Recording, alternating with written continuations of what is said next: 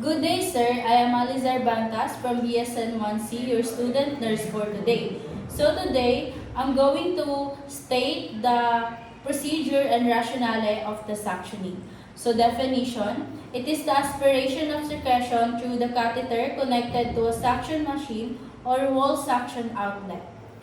So the purpose of this is to remove secretion that obstruct the airway, to facilitate ventilation, to obtain secretion for diagnostic purposes, to prevent infection that may result from accumulated secretion. So first procedure is check the doctor's order, rationale, to verify the procedure to be done. Next is assess the client blood gas or oxygen saturation values and check vital signs. Assess the client ability to cough and deep breath. Assess the client history of deviated septum, nasal polyps, nasal obstruction, traumatic injury, epistaxis, or mucosal swelling. To provide information about the client's current condition and to ensure safe execution of the procedure. Next is review the procedure and important points in performing the procedure. Rationale, to ensure patient safety and minimize discomfort. Next is gather all the equipment needed to promote efficiency of health procedure to be done. Next is introduce self and verify client's identity to ensure you are administering the procedure to the right person. Explain to the client what you're going to do, why it is necessary, and how to participate. Rationale, to reduce client's anxiety and increase cooperation. Next is provide privacy. Providing privacy shows respect to the patient as a person. Next is wash hands to reduce the spread of microorganisms. Next is assist the client to appropriate position, conscious, semi-Fowler's position with the head turned on one side for oral suctioning, or with the neck hyperextended for nasal suctioning. To facilitate the insertion of the catheter, help prevents aspiration of secretions. Unconscious lateral position facing the nurse allows the tongue to fall forward so that it will not obstruct the catheter on insertion. It also prevents aspiration. Next is turn on the suction device and set to appropriate pressure. Rule thumb, use the lowest amount of suction pressure. Rationale, too high pressure can cause irritation or trauma. Next is for nasopharyngeal and nasotracheal suction, open the lubricant, open the sterile suction package, open the sterile suction package, set up the cup or container touching only the outside, pour sterile water into the container, apply clean gloves. Rationale, prevents contamination and maintains sterility of the materials.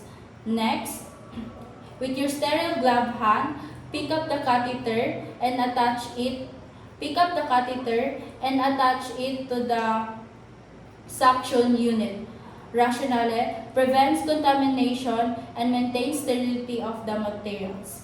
Next is lubricate the catheter with sterile water, saline, or water-soluble lubricant.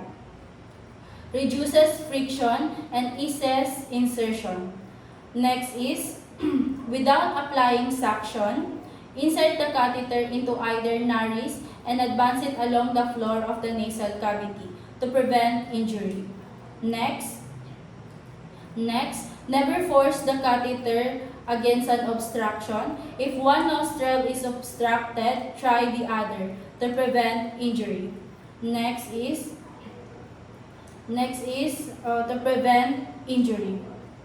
Next is to prevent one nostril is obstructed, try the other to prevent injury. If next is um, next is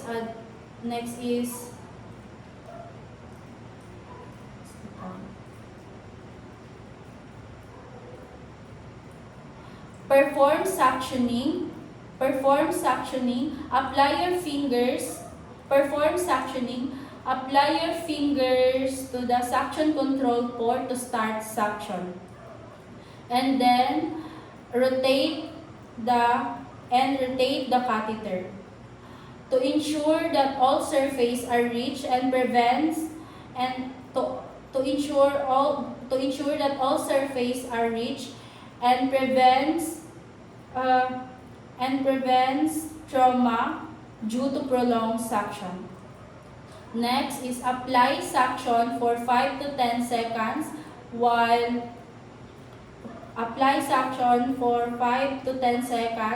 while slowly withdrawing the catheter, and then remove your finger from the control and remove the catheter. Rationale reduces the occurrence of trauma or irritation to the trachea and nasopharynx. Next is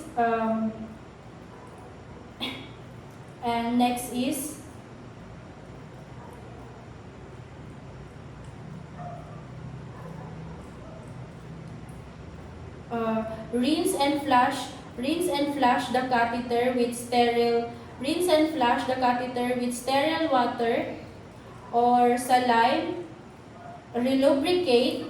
Repeat suctioning until air passage is clear, allowing ventilation breaks. And limit total suctioning time to 5 minutes. Prolonged suction may decrease client's oxygen supply. Next is encourage the client to breathe deeply. And to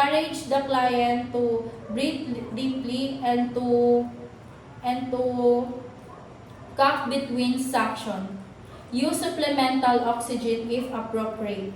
Rationale aids in moving secretions to the pharynx for suctioning, while also replenishing oxygen depleted during the suctioning process.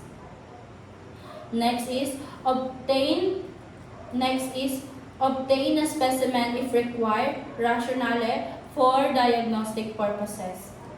Next is for oral and oropharyngeal suction. Apply clean gloves to prevent contamination. Moisten the tip of the suction. Reduces friction and eases insertion. Pull the tongue forward if necessary. Using gas. Do not apply suction during insertion. Prevents trauma to the mucous membrane. Next is advance the catheter about 5 to 10 centimeter along one side of the mouth into the oropharynx.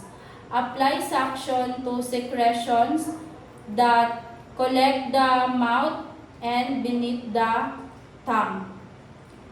Directed catheter along the side prevents gargling.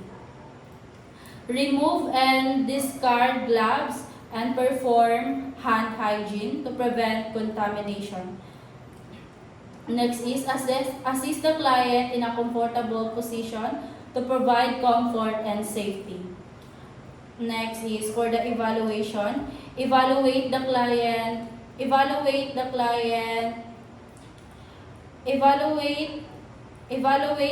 procedure and tolerance of the client to evaluate its physiological impact of the intervention.